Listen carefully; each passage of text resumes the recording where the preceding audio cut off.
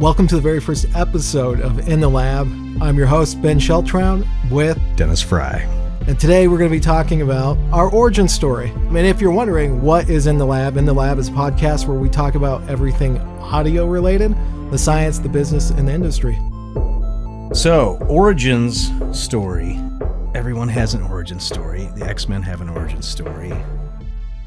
You have an origin story. I do too.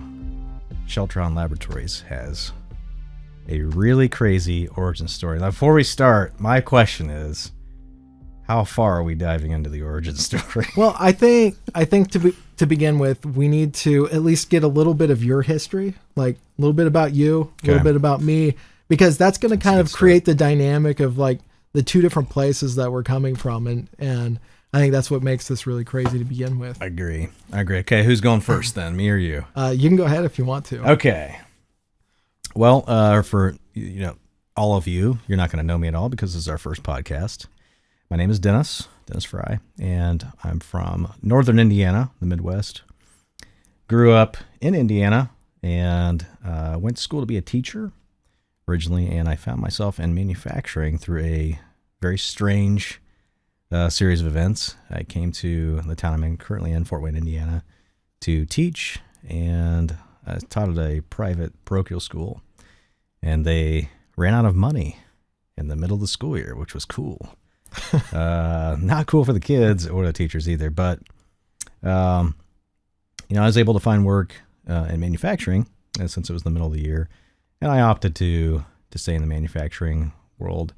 And I've been there for, oh goodness, I think going on 12 years now. So that's a long time. Yeah, when I say it out loud, it's like, that's been a while. It's been a minute.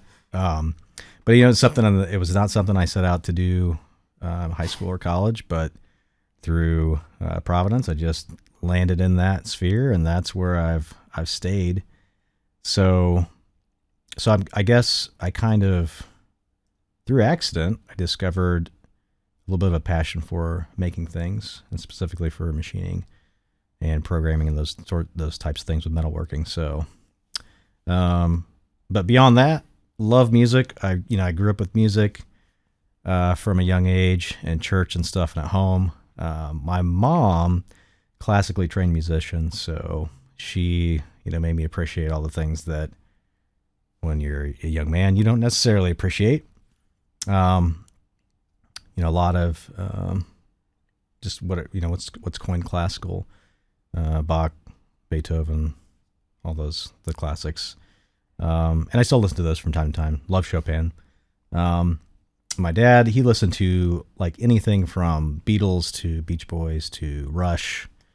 So I got a lot of classic rock and stuff growing up as well. So my music background, pretty eclectic for my own personal taste. I'm born in the 80s, so I'm in my teens in the 90s, so the grunge rock alternative was that was my cup of tea growing up.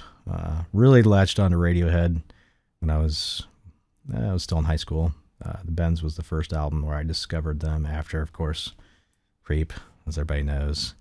But yeah, so it's a little bit about me. Enjoy creative endeavors, love music, and that's part of the story why I am where I'm at with Ben. So, Ben, give the viewers a little bit of your story. Some of your background. So I grew up in Nebraska, a very, very rural community. The closest town to where we were at was about 3 miles away. The population was 11 people. And then I think to get to the nearest Walmart, we were driving about 30 miles. And so kind of out in the sticks. Oh, yeah. But yeah, it was good. Farm country. Yeah, and I enjoyed it. But yeah, so spent my years growing up there. My dad ran a small auto shop for a lot of the local farmers and different ones in the community. And when I graduated, I worked for him for about 12 years. And Yeah, similar time frame there. Yeah, 12, actually, years. now that I think about it, yeah. So yeah, I just thought of that when you said about that. 12 years as a mechanic, and so yeah, we worked on anything from ATVs, side by sides, heavy duty diesels, semi tractors, just a lot of different things, construction equipment, scissor lifts, all that kind of stuff. And yeah, I did that for quite a number of years. So, Yeah. and that's kind of my, like, where I originated from. And Yeah. and I did not, now as far as the music side, I didn't have like the, what would you say, maybe like the depth or scope of music that you might have. But I grew up in But you grew up around music, yeah, for sure. around a very musical Definitely. family where they'd play a lot of like gospel songs and things in church. And so I think I picked up the bass when I was like 11 or 12. Started playing the bass. Was that your first instrument? That was the for- first okay, instrument. yeah, And bass. then later in my teen years, I started playing guitar, fiddling around with the guitar, I should say. Mhm. And then, Literally. yeah, I've seen a video with you with a bow and the guitar, so yeah. Fiddling. So yeah, there's that. So we, I was in the family that was very musically inclined.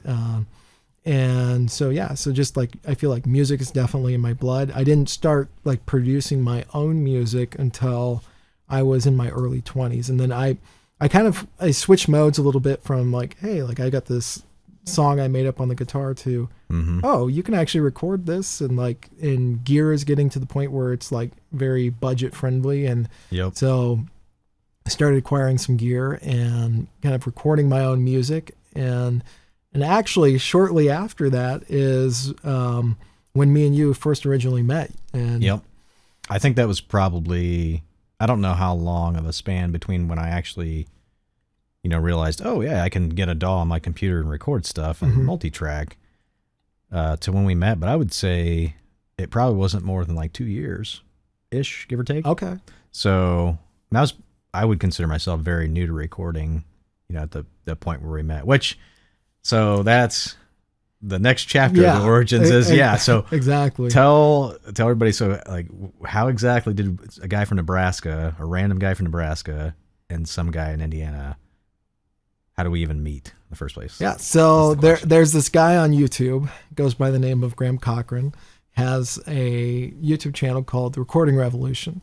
And he actually is somebody that both of us took information from for definitely. He's like, recording. I think he's the first guy I found. He's one of like, how to record at home. Boom, popped up Recording Revolution. Early on, like he was one of the, and maybe still is, I'm not really sure like where the Recording Revolution is at right now, but definitely like he had a very big following and he was one of the biggest at that time, I think. Yeah. And yeah, so we both were on there, and he He'd started that app at some point. Yeah, so there was prior to his contest. Maybe? Okay, yeah, and see, I didn't know about that Yeah. until later. But he had a Recording Revolution app. It was kind of a hub where different home studio guys or studio guys could come and kind of merge and collaborate, show pictures of their studios. Yeah, it was just their like his setups. own. It was like private Instagram community for his community was what exactly. it was. So there's quite a few people on there when I first joined. Yep, it was definitely a cool idea. And I didn't join until he launched a song competition. Yep, I remember that. And was it a song in a month competition? Yeah, or something I think like it was to write, record, and publish a song in a month. In a month, yeah. One song a month challenge, yeah. Yeah, and so when that came up, I also downloaded the app. Yep. And I got on there, and a lot of the guys were sharing their songs that they had submitted to the contest. Yep. And so same here. So I probably got the app around the same time. I think when because it was new, I think he had it to coincide with what he was going to do for the contest or shortly before. But yeah, I just remember getting on there and seeing all the guys and gals, like just the pictures, like here's my setup, and people had everything from a super meager just one interface, one mic, and then their desk or whatever, and then some people had stuff that was like, wow, that's impressive, like that's a full blown studio, and in between. But yeah, for the song contest, I remember it was great because you could, he had, well, first he had, he probably had like 10 times what he thought he was going to get or something. I think originally. He got close to 4,000 submissions, which, if you think about that, a 4 to 8 minute song. Yeah. So he was just like, well, I'm not going to be able to listen to all these. But yeah, and going through all those submissions, I just remember at some point, I found your profile and going through it, and I think you had published how your computer crashed. Oh, I think that was the first time that I discovered I just went across your profile and I forgot about that. Yeah. So you had published how your computer crashed and you lost like all of your work that you had done. And I was like, man, I think, I was just like, this guy, like that stinks. Like, I don't know how many songs he had working on, but like just to lose your work like that, I was like, man, I felt real bad. I was just like, like, hey man, I don't know what I said, but I was like, that's a bummer, or when it rains, it pours or something. I think your monitors, like I think your computer crashed and then your studio monitors. Yeah, like, I had one. Too, I had one monitor that blew a transformer. Yeah, or something like I believe it was not transformer, like I don't know, it's power supply or something.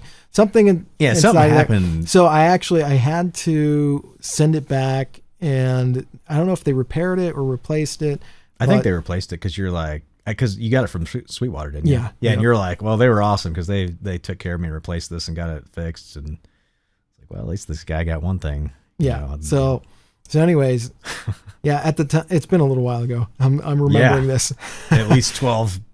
Yeah. So. Well, no, let's see. No, it wasn't 12 years ago. I'm thinking of when you started. How long ago is it, roughly? That. Your computer crash, do you think? Oh, I actually don't know because that's before so maybe 10 years ago. Like 2013-ish, something yeah, like that? Maybe. Okay. 2014, maybe 2014. I don't know. Yeah. I'd have to go back and look. I couldn't. That sounds close. Couldn't give you a solid date on that, but yeah, it's been a number of years ago. So anyways, computer crash, the monitor like went kaputs, and I posted that. But then I think, when that happened, I got the new computer, I got the hard drive. I bought a solid state. Yeah. I'm like, I don't want another disk drive. Yes, that's what it was. The disk drive is ruined, yeah. So reformatted it, like put the new one in there. And then when it booted up, I was like, dang, that was really fast. That was really cool. And then all of a sudden I got the song idea. I'm like, dang, like what if our minds were like that, just like delete all the stuff that's all the garbage that's bogging it down that you don't really need to like get in your flow, or whatever it is. And so then I was like, you know what? I think I want to write a song around this. A metaphor was born. Yeah. And so that's actually the song that I produced and recorded for the song challenge and released. And then eventually I posted it on the forum. Which was, and that was, because since I had, I don't remember if there was like a friends feature on that thing or if you could follow people or whatever. I don't even remember how that app even worked, but I just remember after, like seeing that and, you post and stuff and just kind of randomly following, then you posted that song. And that was when I ran across, from all the entries, and a lot people had some good songs and stuff that were on there. Yours, but I was just like, dude, like this guy's like pro, he should win this thing.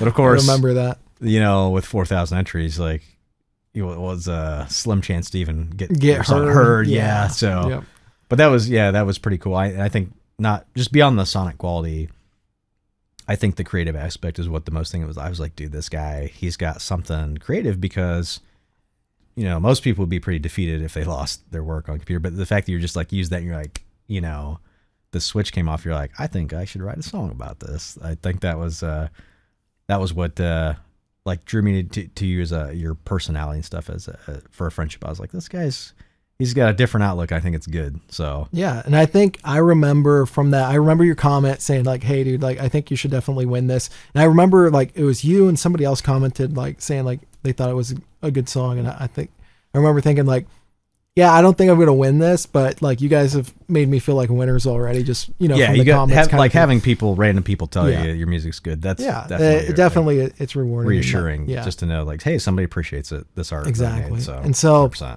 So I remember from there, like I don't remember who reached out first, but I think it might have been you. Well, because you posted stuff. I remember you posted some stuff that was like sort of maybe you're fabricating or something, and I don't even remember like what it was. But I figured out you maybe even from your profile pic. I'm like, this guy fabricates or does something. Yeah. So, but I think before you jumped on the fabricating part of it, I think we had tried to collaborate on a song, or we like one of us messaged the other one like, hey, we should jump on a phone call and just like maybe collaborate on something. Right. Okay. So talking about music collab. We talked about it, and I think we maybe like talked over the phone, and then I think about a year passed, and nothing happened, and then, and then here's the origin story. This is the origin story. So unfolding. I was sitting at the computer with the brand new hard drive mixing and all your equipment functioning. Yeah, all my equipment functioning properly. And I heard the microwave ding and jumped up, ran out of the room, and forgot I was wearing my headphones and they're still plugged into the preamp, and I demolished them. Oh, yeah. And so at that point, I was in the market for a new pair of headphones. And but you got your lunch or your whatever. I would assume I did. Not much gets in between that. The man was hungry. The man was hungry. Yes, he was hungry. Not even an aux cable could keep me from that hot pocket. No. So, anyways, question is, was it ham or cheese or pepperoni? I think it might have actually been like the meatball one. Okay, see, that's what I'm saying. Like even though the headphones were destroyed and you were probably very agitated over that, you remember. It was meatball. Yeah, that's the one. The Italian sausage or something. I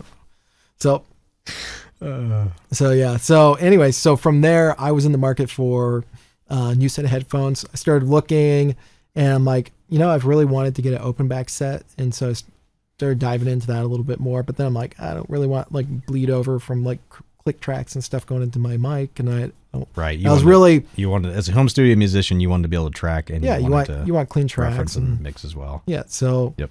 So anyways, so going through that process, I was looking, and I'm like, I wonder if anybody makes like a set that does both. And I got looking, and like nobody did, and I'm like, I think I could make a set that does both. And back then, it seemed like a smart idea. Now, like thinking about it, like years later, I'm like, actually, you were pretty dumb because you had no idea what would be involved as far as the R&D. I was just gonna ask you what you would if you go back and tell your younger self. What would you what would you? You tell? Think you're really smart, but you don't know what you're getting yourself into. But you weren't wrong. No, okay, you weren't. It's not like you were wrong. It wasn't a bad idea, but like the assumption that I was just gonna. Buy a few spare parts off of eBay and here and there and throw something together and have a good quality set of headphones was way off base. You figured that out pretty quick. Oh yeah. Yeah. And I started eating into my budget real quick. Right. But yeah, so anyways, I had that idea, and I still remember this post. I posted on Facebook. Yes. I guess I'm making headphones now. LOL. And that was the day you broke your headphones, right? Yeah, that was the day. That was the day I came up with the idea to make headphones. It might have been a few days after that, but and nobody commented or liked it. I love that. I think it's hilarious. I love that it was a just completely ignored comment because hopefully at some point people could look back and be like, yeah, that's that's when he started. That's sometimes things happen like that. They're and very insignificant to anybody's attention at first. So. Yeah, and so at that point, like I'd already been working in the auto business for a little while. We acquired a CNC plasma table, and so I had some CAD CAM experience, and I used to dabble in like some 3D software like Blender, open source stuff. And were you drawing at that point? Oh yeah, yeah. I was thinking, and I like sketching and stuff. Like I would always like sketch out ideas for like different things that I could build and whatnot. And we're gonna have to do like. Just an episode on your sketches, I think, at some point. The sketchbook. Yeah, there's a lot of sketches in there. I feel like there's a lot of merch waiting to be had that it's going to really confuse people because they're going to be like, what is that thing? But I don't know, but it looks so cool. Like the orange, this is, we're not going to show this, but the orange handle, you know exactly what I'm talking about, the orange handle thing. Oh, yeah. Yes, yeah, like I want that on a shirt or a hat. That's all I'm saying. And then just Sheltron Laboratories, and then people are gonna be very confused, like what's going on here? Like, just go to the website to figure it out. Yeah. I like confusing people sometimes. It sounds like a fun sport. Trolling. Yeah. So where were we? We were talking about plasma table, Oh yeah, sketching, yeah. and then So that stuff. anyway, so I was fabricating some stuff. I had my own side business, was making some custom signs and stuff with the table. And so anyways, so like I had some skills. And I'm like, yeah, you know what? I could make a set of headphones. And I don't know why I thought I was going to make them out of steel. And so I actually like cut the first like outer like portions of the ear cups out of like, I think it was like 1/8 inch steel plate. And Nice. like, oh, these are going to be fine. These will be These are sturdy. going to work. And I'm like, they're not going to break. And I'm like, Well, yeah. I mean, if you want a 5-pound set of headphones, sure. Well, now we should probably back up too, because part of your story that you didn't mention yet is but like welding and taking things apart. Oh yeah. Right, because you did that a lot. Yeah. From like a young age Mm-hmm. through your like preteens and teens, you were like disassembling. Because we've talked stories. Oh yeah. and you talk like. Well, building gasifiers and different things like that. Yeah. Okay. So the gasifier is Yeah. one huge one. Yeah. So a lot of time like fabricating things and just building things from scratch. You know, like sketching something out and then like making it. And so. The cool that's thing, in your blood. Yeah, that is in my your blood. So I was like, okay, like I got this, you know. But what I didn't realize was you can have the physical components, but sound design is something completely different. And, right. But part of the way through the process, I was doing making some CAD files, some 3D like STLs. Posted a screenshot on Facebook. And that, I believe, is when you popped in. You're like, "Hey, like, are you making stuff? Like, what's going on?" And I remember you asking, like, if I needed any parts machined. You're like, "Hey, dude, I got this machine in my garage. Like, I could totally make you some parts." Okay, so from what I remember of the details, granted, it is like, you know, like this was a minute ago. Yeah, 8-9 years ago. But I think. Because I think we had developed at that point a friendship where we were like, we would call each other, and we were gaming too, I think. I don't think at that point we were. Were we not gaming? Okay, I feel maybe like, not. I think like that was like before that was the gap. Okay. Yeah. So, okay, either way, I think we had talked at least once or twice on the phone. Mm-hmm. Yep. And probably corresponded on the app or Facebook or whatever. Yep. But I think in your early on in your idea, it might have been before you modeled it, and maybe not. But because you had a sketch. And you're like, hey, dude, and because we were both in music, and so you're like, I think you wanted to run the idea by me, like, is this a good idea? Okay. So I don't know. You sent me that. I think you just texted me a picture of the sketch. You're like, hey, I got this idea for these headphones. Like, I just want to see what you think. And I'm like, I probably did. I don't. Yeah, remember I think this. you texted to me. Okay. And it's probably on like an old phone that I've got long and gotten rid of course, but. Yeah, and like I just remember it was just you had your sketches and like you had your concept there, and I was looking, I was like, well, I've never seen like I've never heard of anything like this. I'm like, that seems like a cool idea to me, and I believe that you had sent that to me, and I had just purchased my machine that I ordered it in December, and I can't remember which year, but it was specifically got it at the end of the year because I got a better deal on it. With the machine reseller, getting rid of their inventory. But I had just gotten it. I think it was like the spring of that following. So it was like maybe 4 or 5 months. And I was still, I had it hooked up, moved in and hooked up. And I don't even know if I had cut anything on it yet. Like I probably had it under power and maybe tried, but I don't think I'd even cut anything. And you're like, hey, I got this. But that was your thing, is you're like, I've got the idea like conceptualized, and I know kind of the components I want to use, but you're like, I don't know how I'm going to make these, like, because you couldn't make all of them on the plasma table. Yeah, well, and the parts that I made on the plasma table I never actually used because they were. I very early on realized they were not going to work. After I made them, like, yeah, this is a bad idea. But what I did use was I went to a local machinist. Yes. And had the very first ear cups. He turned the ear cups. Yeah. Turned. Yeah. And so, yeah, that. I remember you sent me pictures of that guy because he had a nice, pretty slick manual lathe, and I was like, yeah, because I was machining at that time, and I was like, oh yeah, I know exactly what he's doing there. yeah, but that was just a very random meeting on a music forum, and we're both kind of in the creative maker space in a way, me by accident, really. I mean, not by volition of I'm going to go into this, this sector, but I discovered it, and I really enjoyed it, so I just stuck with it. And then just you breaking your headphones and then deciding I think I should just make my own. So many, and that's not even, I think, that's only like half the origin story. Would we say that's like half of it? I don't know. I would say, that's kind of, it's the bulk of it, but it's not the whole thing. Yeah, that's how we initially met. And then I feel like it kind of spiraled from there because we were collaborating on this project. We found out that both of us have a lot of similar interests within like fabricating things. You being working for a biomedical company, machining instruments and implants. And I don't know how far you want to go into that with. I don't.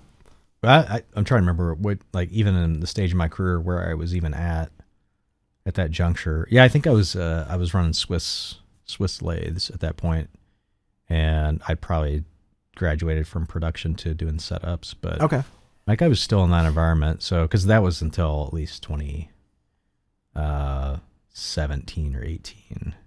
I think 2018 is when I left that place. So at what point? I think I'm trying to decide at which point did this really snowball, and I think that's really when, like, the first time the idea was like put in my head was you invited me up to GearFest. You're like, once you actually got a prototype, like put together and functioning. You sent me pictures like I'm like, this guy has an actual like set he made, from the few parts I had machined and then the rest that the local machinist did. Once you did that, it's a real, like, it's different from having an idea on paper, to like having something tangible, and you're like, this is, I made this. So, when you showed me the real thing, I was just like, man, at that time, Sweetwater was doing GearFest every year. Of course, I'm in Fort Wayne. They're here in Fort Wayne, and GearFest's huge. I don't remember which year I first attended, but I was blown. I didn't realize it was that big of an event. And I was like, wow, this is just crazy. I mean, there's vendors from all over the world, and people from all over the world come. And so once I knew that you had this, I was like, well, this guy needs to come here, if for nothing else, for the experience and just to meet people, network. And so, I think I just told him, like, at some point, like, you should come to GearFest, either this year or next year or whenever it was. I think that was it. I was just like, you need to come up and see this place and just see what all is going on. And and I'm sure I was naive enough to tell you, like, bring your headphones and Well, I think in hindsight, I don't remember specifically on that. I do know that I did, like, accept your offer. Like, dude, I'll totally come up and like check out GearFest and whatever. And I had previously bought products from Sweetwater, so I knew of Sweetwater. Right. And I was like, oh, sweet. Like, we might have been gaming occasionally together too at that point, like corresponding. I don't know. I feel like at some point we started to. It could be. I feel like that didn't happen until a little bit later, but after the prototypes.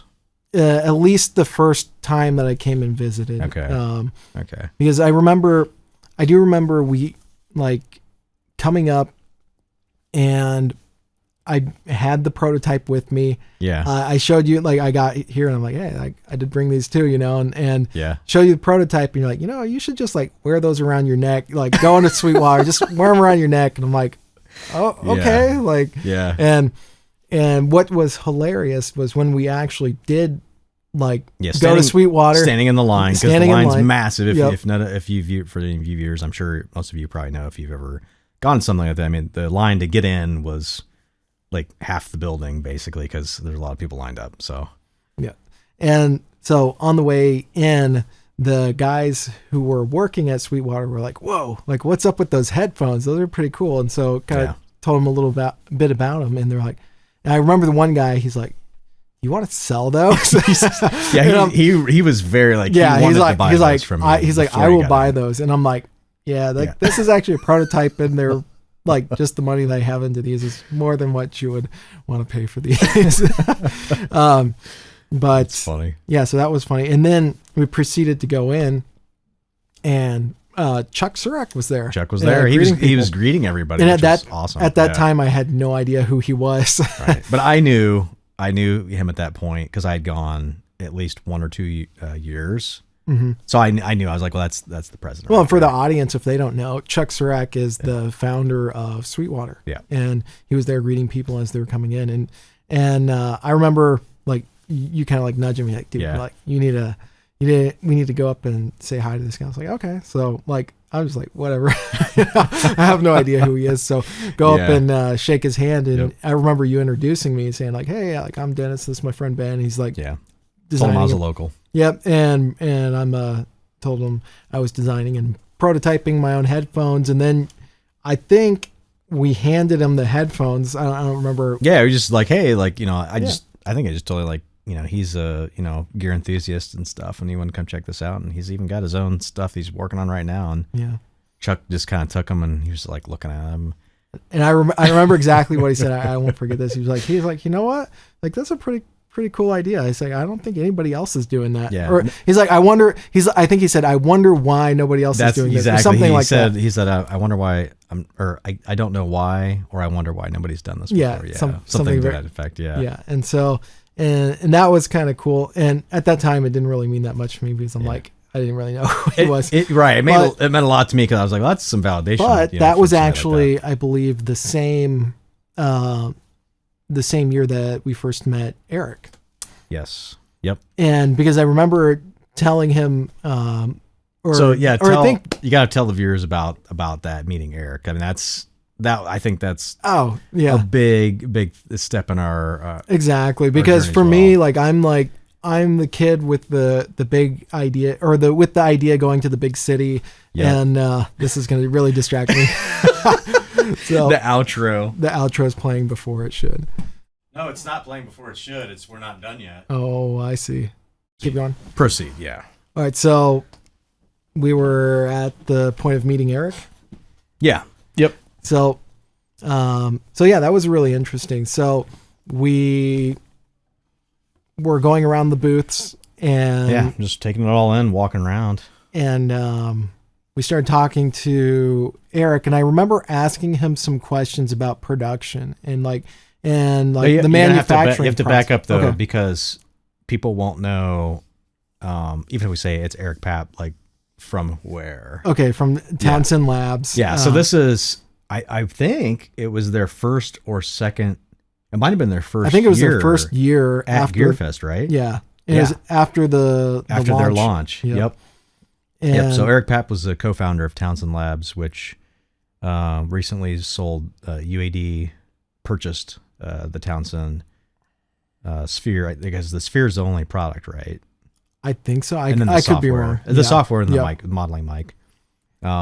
But yeah, so we ran into him at his booth, and he's the vice president or co-founder, and we run into him your first go around at Sweetwater. Yeah, and so that was really interesting. And so we started talking, and I was kind of asking him some manufacturing questions, and he's like, "Are you building something?" I remember him kind of like, "So like, are you like making something of your own?" I was like, "Well, kind of," because he was very conversational. I think we were asking about his product and stuff. Yep, exactly, and just really just talking shop with all kinds of things. And he was just super open and transparent. And so he asked about the not product at the time, but pet project, I should say. Yeah. And so I started telling him about it. I'm like, I got I was wearing them around my neck. So I showed him, and he like kind of put his hands over the outsides of them. And he's like, hey, like you met the people you needed to meet here.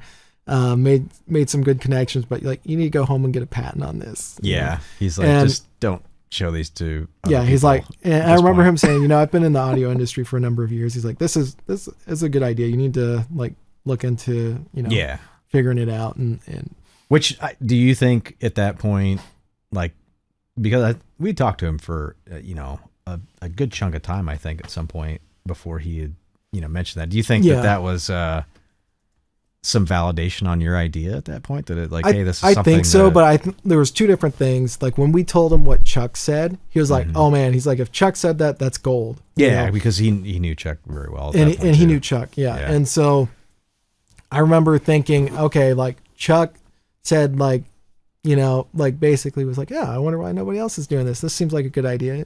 And then he was telling us, like if Chuck said that, like that's definitely gold. And he was also, like, hey, like I wouldn't show this around to too many more people because somebody might actually like, try and take that idea. Right. And so I remember thinking about that and being like, oh dang, like maybe I actually did like have a good idea, know? And so for me that was enough motivation for me to go back home and over the next few years start making updates in, I shouldn't say updates, but just we started your testing project. You're like, okay, I'm going to do this not just for like me. I'm going to make this an actual product. Yeah. And actually, like start doing the testing, figure out like, okay, like how do I actually test the frequency response? How do I check these different variables to actually dial this in and get a really good like set of studio headphones, And I do remember that because that was something that once you started that process, you were all in. Like, it was not like just a like casual, like, oh, you're like, yeah, I'm going to figure all this out. I think part of it was I had been looking for a good idea for a while. Like I had lots of different projects, different things that I had been building. Like I love to design things from scratch. And I had a number of different things that I had built previous to that I was like, man, it'd be cool to manufacture something or to like just come up with something that people like would really like and that I could actually sell and go into business for myself, Yeah. And when I hit that one, I felt like, okay, I found it. You're like, I'm like, I don't want to miss my opportunity. Yeah. What I didn't know was the amount of like research, R&D, and how many different iterations of prototypes I would go through before actually coming up to like something that the desired result. Yeah, the desired result and something that was ready to sell, and that was a huge undertaking, but it was something that I was up for the challenge and I had no reason not to do it, I think. That's so origin story. So mostly part one. So where are we now? I guess that's the big thing. And maybe we could summarize a little bit of this up. So a couple years go by, me and Dennis, we're communicating, we're collaborating on this project. I'm coming up to visit him every other year. You came up a few summers, maybe 3 or 4. Then COVID happens. Yeah. Like there was nothing during that time. Yeah. And then at some point in there, you were like, hey dude, like, have you thought about moving up to this area? Yeah. And so then I think as things progressed and you got more serious, like as you, because to the viewers, this was not, we didn't both quit our jobs and just, get funding. And we were doing this, it's all self-funded. Yeah. We were all self-funding, bootstrapping with our time and resources we had, which neither of us were stacked flush with cash to throw at it. So we had to, do what we could, incremental, steps at a time. But yeah, as it got more to the point where I'm like, okay, this, like he is making progress, but like if he were here, that might speed things up. I just tossed it out. I was like, hey dude, would you be open to just moving to Indiana? I'm like, I got an extra room. You come here, check it out. If it doesn't work, no hard feelings. You can get back to Nebraska, no big deal. But I think I just knew in my gut, I was like, if he moves here, we will probably speed the process up and we'll work. It'll be more fluid. Oh yeah, basically. Definitely. So so I just threw that out at some point. I was like, hey, if you want, open invite. And I sat brewing on that idea for a number of years before actually. I think it was at least 2 or 3 years. Yeah, probably, before actually like taking you up on that. And then I came up for a few months. Year before last, kind of scouted out the area, and I was like, you know what? I saw so much progress while I was up here, just for those couple months working on headphones, because I took 2 months off just to do that, and I'm like, man, if I can take the time to just expedite this process, it's going to go so much faster, and we're going to be able to launch. And so I let my dad know. I'm like, hey, like, that was probably one of the harder parts, saying, Right. hey, like I'm going to move up there. I don't know how long, but I want to pursue this. I feel like if, I don't do this now, I will never have the opportunity to. Right. And one of the cool parts was during that 2 months when I was up here, I started talking to somebody who happens to be in the room here. Uh-huh. And via a online dating app, and we kind of hit it off. And same time I moved back permanently to Fort Wayne. She ended up moving to Chicago, which was a lot closer than what we were previously. So the logistics of that worked out really well. So that was a feasible dating relationship. Yeah, exactly. You're Yeah. close enough you guys could see each other. Yep. And so then over the course of that year, or last year, 2023. Yeah, now we're close in time all the time. Yep. So yeah. So over the course of 2023, not only was I working on headphones, but this is the kind of the crazy part. Like, you got me a reference at the job where you worked. Yeah, we didn't. So now, so at that point, and up to current date, I'm a biomedical machinist. Exactly. So now I'm working for the company that I used to work for. Yeah, exactly. Before I left them, but yeah, it's so kind of crazy. But come towards middle of 2023, I proposed, and then at the end of 2023, me and Kari were married. So Whoop, whoop. so yeah, and like none of that would have happened if I hadn't have, stepped out of my comfort zone and said, hey, like I want to pursue this idea. And and so it was a really, really cool opportunity, Definitely. Yeah. I'm glad you did for so many reasons. So, but definitely for Kari. Yeah. That's good to see your brother get married and find a good woman. So that's absolutely, that's one of many things, but yeah, I mean, there's so many things we could talk about on other podcasts, like risk taking and like decision making. How do you know if you're making the right decision? Oh, yeah. There's probably all kinds of things that and maybe we will at into. one point like start to cover some of those things, but like for this episode, I think we got the origin story covered. We got man. the origin story. We got it. Cool. Well, anything else to add before we sign off? I don't think so. But yeah, hey, stay tuned. This is In the Lab, sponsored by Sheltron Laboratories. If you guys want to check out the website, it's sheltronlaboratories.com, and you can go sign up on our launch page, get updated as we progress into launching the product. Yep. All right. Hey, and if this is on YouTube, which we don't know if it is right now or not, make sure you subscribe, hit the bell, and we'll see you in the next one. Catch you later. See ya. Peace.